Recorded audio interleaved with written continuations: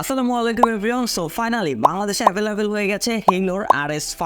এর আগের মডেলগুলো কিন্তু খুবই জনপ্রিয়তা পেয়েছিল বাংলাদেশের মার্কেটে, RS4, RS4 প্লাস। তো এই মডেলগুলো কিন্তু বাজারে খুবই হাইপ হয়েছিল অ্যান্ড ফাইনালি আমাদের হাতে চলে এসেছে কিন্তু RS5, যেটা আমাদেরকে হেইলো পাঠিয়েছে।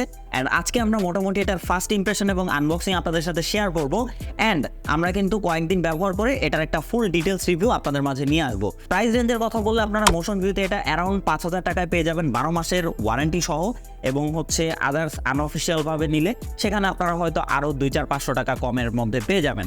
সো ওভারঅল বলা যায় 5,000 টাকার মধ্যে এটা কী দিচ্ছে আজকের ভিডিওতে একটা আনবক্সিং এবং ফার্স্ট ইমপ্রেশন আপনাদের সাথে শেয়ার করব।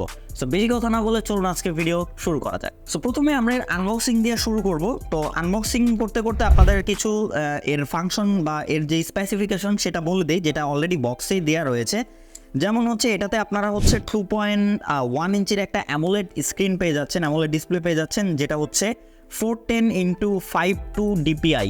সো বলা যায় এটার ডিসপ্লেটা কিন্তু খুবই শার্প এবং হচ্ছে কালারফুল, তার সাথে ভালো রেজুলেশন এবং ভালো সাইজের সাথেও আসছে।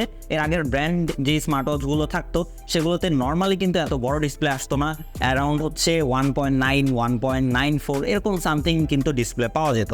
তো বক্সটা আমরা প্রথমেই আনবক্সিং করি, দেখি এর মধ্যে বক্স কন্টেন্ট কী কী রয়েছে। তো প্রথমেই যেটা রয়েছে সেটা হচ্ছে এই যে স্মার্টওয়াচটি দেখতেই পাচ্ছেন। তো এরপরে কি রয়েছে দেখা যাক। তো এরপরে হচ্ছে এখানে কিন্তু আপনারা একটা এক্সট্রা আরও একটা স্ট্র্যাপ পেয়ে যাচ্ছেন। এই যে স্ট্র্যাপটা কিন্তু খুবই সুন্দর, সফট রয়েছে। তো একটা ম্যাগনেটিক চার্জিং কেবল রয়েছে এবং ফাইনালি হচ্ছে ইউজার ম্যানুয়াল। সো নর্মালি যা যা থাকে তাই পেয়ে যাচ্ছেন। তো এই হচ্ছে মোটামুটি এর বক্স কন্টেন্ট। এবার আমরা আমাদের স্মার্টওয়াচটা নিয়ে একটা কথাবার্তা বলি। প্রথমত ডিজাইনটা কিন্তু একটু ডিফারেন্ট, মানে হচ্ছে ডিজাইনটা একটু কার্ভ, একদম স্কোয়ার না। অবশ্যই এটা স্কোয়ার শেপ কিন্তু সাইড দিয়ে কিন্তু একটু কার্ভ। এই যে আপনারা যদি একটু ভালো করে লক্ষ্য করেন, এই যে সাইড দিয়ে একটু কার্ভ রয়েছে এবং সাইডেরটা হচ্ছে জিঙ্ক অ্যালয় বা মেটাল বডি, এবং এখানে হচ্ছে একটা অ্যাক্টিভ স্ক্রলিং আমরা দেখতে পাচ্ছি এবং এটা বাটন হিসেবে কাজ করবে। লেফট পাশে হচ্ছে একটা স্পিকার গ্রিল রয়েছে, পেছনের দিকে সেন্সর এবং পেছনের ডিজাইনটা হচ্ছে প্লাস্টিকের বা প্লাস্টিক বিল্ড, এবং এটা হচ্ছে 22 mm এর এই স্ট্র্যাপগুলো। সো চাইলে কিন্তু আপনারা পিনের এই স্ট্র্যাপগুলো চেঞ্জ করে ব্যবহার করতে পারেন। 150টা আপনারা ওয়ার্কআউট মোড পেয়ে যাবেন এই স্মার্ট ওয়াচটিতে।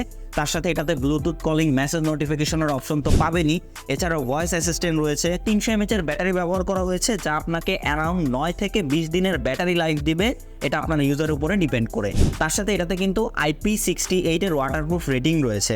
ও তার সাথে কিন্তু এটার যেই ডিসপ্লেটা এটা কিন্তু 60 হার্জের। সো ওভারঅল বলা যায় 5,000 টাকা বাজেট রেঞ্জের মধ্যে এইটা যা যা ফিচার্স আমাদেরকে প্রোভাইড করছে এটা কিন্তু বেশ ভালো, এবং ওভারঅল যে ডিজাইনটা সেটাও কিন্তু একটু ইউনিক অন্যান্য যেই এই টাইপের স্মার্ট ওয়াচগুলো রয়েছে সেগুলোর থেকে।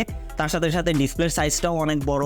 বাকিটা হয়তো আমরা কয়েকদিন ইউজ করলে বুঝতে পারবো এটাতে আসলে কি কি ফিচার্স অ্যাকচুয়ালি ব্যবহার করা হয়েছে এবং তা কতটুকু কার্যকর, সেটা কিন্তু আমরা এর ফুল ডিটেলস রিভিউতে অবশ্যই আপনাদেরকে জানাবো। সো তার জন্য আপনারা অবশ্যই আমার চ্যানেলটি সাবস্ক্রাইব করে রাখবেন, ভিডিওতে অবশ্যই একটি লাইক দিয়ে রাখবেন। ও বাই দ্য ওয়ে, এটাতে কিন্তু হচ্ছে ডুয়েল কোর প্রসেসর ব্যবহার করা হয়েছে, যেটা 2-in-1 বলছে হেইলো। এই যে দেখতে পাচ্ছেন বক্সের গায়ে বড় করে লেখা রয়েছে। তো সেক্ষেত্রে বলা যায় পারফরমেন্সের দিক থেকেও কিন্তু বেশ ভালো একটা জায়গায় থাকবে এই স্মার্ট ওয়াচটি বলাই যাচ্ছে। তো বাকি সব ডিটেলস আমরা অবশ্যই ফুল ডিটেলস রিভিউতে আপনাদেরকে জানিয়ে দিব। এবং তার সাথে AMOLED ডিসপ্লে হয় কিন্তু আপনারা 24 আওয়ার্সের অলওয়েজ অন ডিসপ্লে সাপোর্টও এই ওয়াচ থেকে পেয়ে যাবেন। দেখা হচ্ছে ফুল রিভিউ ভিডিওতে। খুদা হাফেজ।